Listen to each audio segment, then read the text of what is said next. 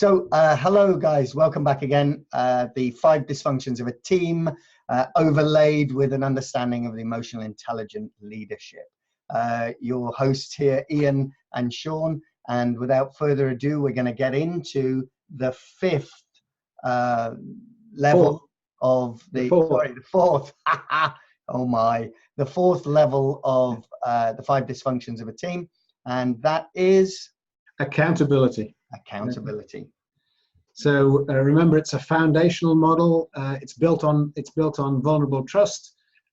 It's built on the ability to then move into productive conflict, and then move in to commitment to the decisions that you make through that productive conflict. And of course, as you pointed out towards the end of the session we did on commitment, Sean, the next one is accountability. And accountability is about making sure that everybody in the team does what they set out, what they say they're going to do at the end of the decisions following commitment.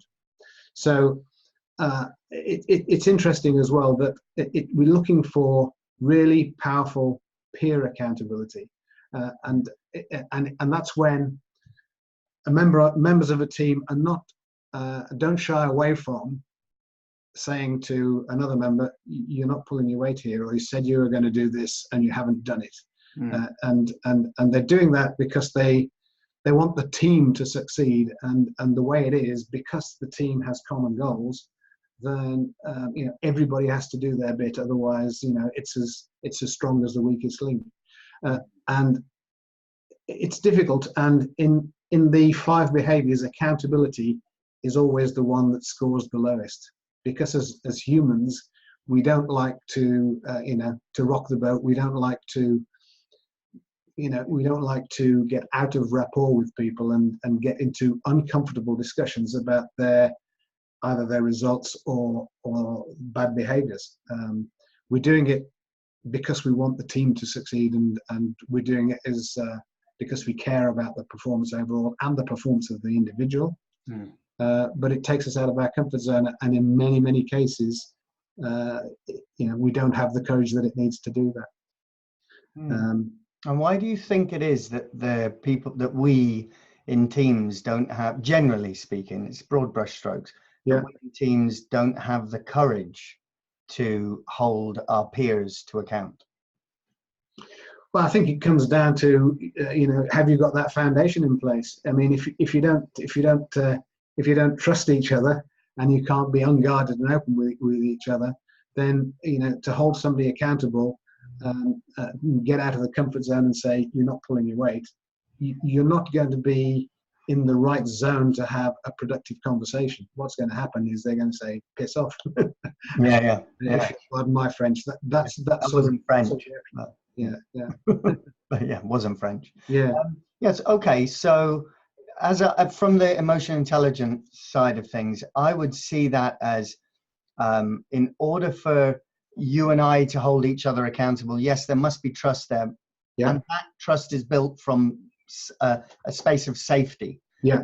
So you have to feel safe with each other. Yeah. Also, there's an element of walking your own talk. Yeah, absolutely. So I think the piece that really strikes me about holding somebody else accountable, I'll talk from my own perspective, is that I wouldn't hold somebody accountable to something that I say is a good thing, and that I would potentially do myself if I wasn't willing to do that thing myself. Yeah. There's sort of a dual thing going on about, in order to hold you accountable, I really should be walking my talk as well.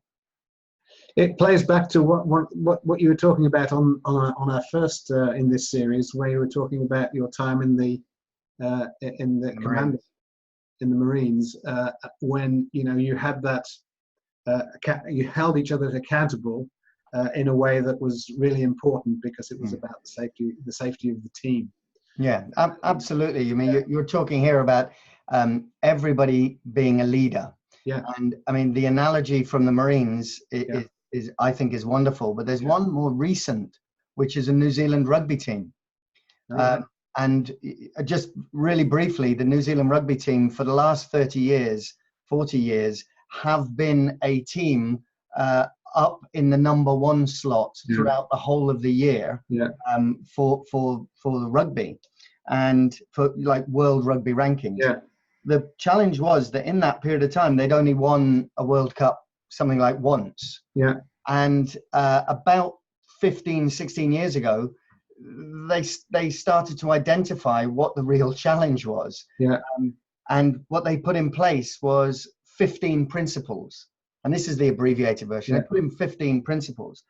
But one of the key principles was that everybody's a leader. So in a hierarchy, you've got one captain, for instance, and then everybody else follows suit with the captain. Well, that was something they changed completely. They just said that we've got forwards and we've got backs. We need a captain for each. And for each of the specific areas or pairs within the gameplay, they have a captain and a second. That second is the one who steps up to be the captain as if the other one has to go off or what have you. So what they instilled was a sense of complete ownership from each person. And the angle they took was, here's a jersey. It is yours for now. And the idea is to leave it in a better state than when you got it. And that's not its physical state. And the idea then is that if everybody has ownership of their jersey and their number, and they take full responsibility, then they're part of a bigger why, a bigger team. And each person, if they're playing to the top of their game, is then also in a position to hold others accountable because they have taken on personal leadership responsibility. And the sort of the last thing on that is that the New Zealand All Blacks went from being the #1 team in the world throughout the year and then losing in World Cups to winning 2 World Cups back to back. Never done before. First team in history. And it was all to do with the sea change in attitude and the legacy they wanted to leave. But underpinned with everybody stepping up, being responsible, and being a leader of themselves and their little space, allowing them to lead others. I like that. And it sort of plays to my view of it as well. So we talk about peer-to-peer accountability being important. And in some organizations, that's not there. They expect the leader to hold everybody to account.